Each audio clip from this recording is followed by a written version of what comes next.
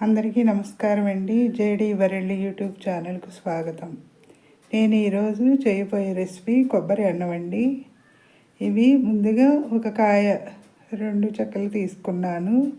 వీటిని సన్నగా ముక్కలు కట్ చేసుకోవాలండి. ఇవి పాలతో చేస్తున్నాను, కొబ్బరి పాలతోటి. ఈ ముక్కలు మిక్సీ వేసుకుని కొబ్బరి పాలు తీసుకుంటున్నానండి. ఇలాగా మనం చేసుకునే దాన్ని బట్టండి నేను ఒక డబ్బా బియ్యానికి చేస్తున్నాను. అలాగే ఇవి కడిగి పెట్టానండి. ఈ బాస్మతి రైస్ మనం 1కి 2 తీసుకోవాలండి పాలు. అలాగే హోల్ గరం మసాలా, మనం మామూలు బిర్యానీ మసాలాలో ఏ వేస్తామో అవి, ఇవి లవంగాలు, చెక్క అవినండి. అలాగే పచ్చిమిర్చి, క్యారెట్, ఉల్లిపాయ, పుదీనా, టమాటా ముక్కలుగా కట్ చేసి పెట్టుకున్నాను. ముందుగా స్టవ్ వెలిగించి, ఇది ఇత్తడి గిన్నెండి, వాడకపోతే ఇలా అవుతున్నాయండి. అందుకే ఈరోజు తీసి దీనిలో చేస్తున్నాను. దీనికి తగినంత ఆయిల్ వేసుకోవాలండి. ఆయిల్ వేడైన తర్వాత మనం ముందుగా తీసి పెట్టుకున్న గరం మసాలా, ఈ గరం మసాలాలో సాజీరా కూడా ఉందండి, మిరియాలు వేసాను. ఇవి ఫ్రై అయిన తర్వాత మనం ముందుగా కట్ చేసి పెట్టుకున్న ఉల్లిపాయ, అలాగే పచ్చిమిర్చి వేసి ఒకసారి మొత్తం కూడా కలుపుకోవాలండి వీటిని. ఇవి కొంచెం ఫ్రై అయిన తర్వాత మనం ఒక్కొక్కటిగా క్యారెట్ వేస్తున్నానండి. దీనిలో క్యారెట్ కూడా మనం ఇష్టమండి.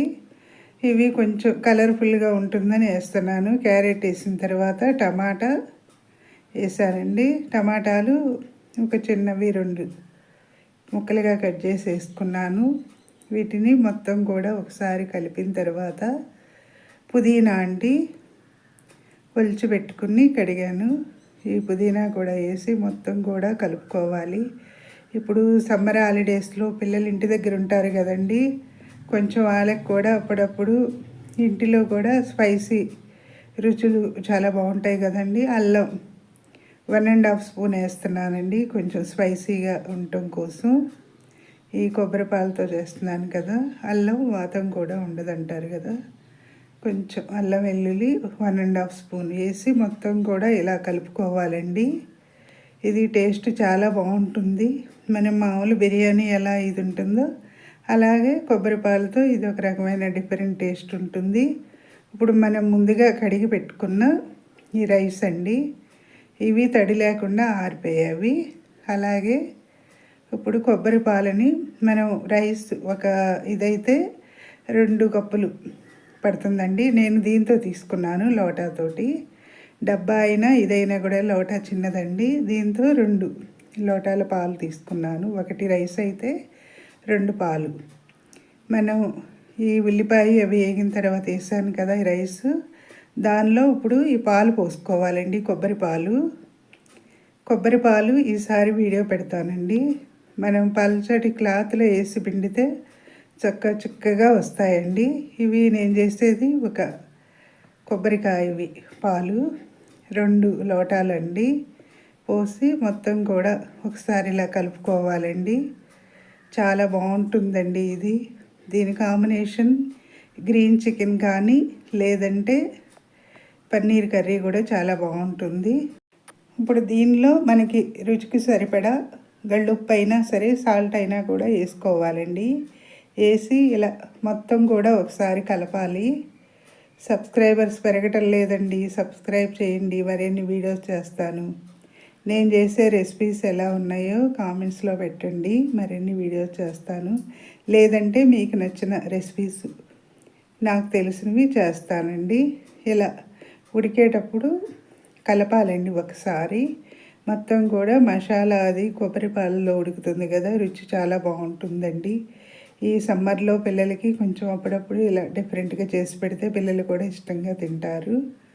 ఇలాగా మొత్తం ఒకసారి కలిపి మూత పెట్టాలండి ఒక 5 మినిట్స్. తర్వాత గరం మసాలా అండి, ఇది చిన్న స్పూన్, నేను 2 స్పూన్స్ వేస్తున్నానండి. ధనియాలు పొడి అలాగే గరం మసాలా పొడి అన్నీ కలిపి వేసాను.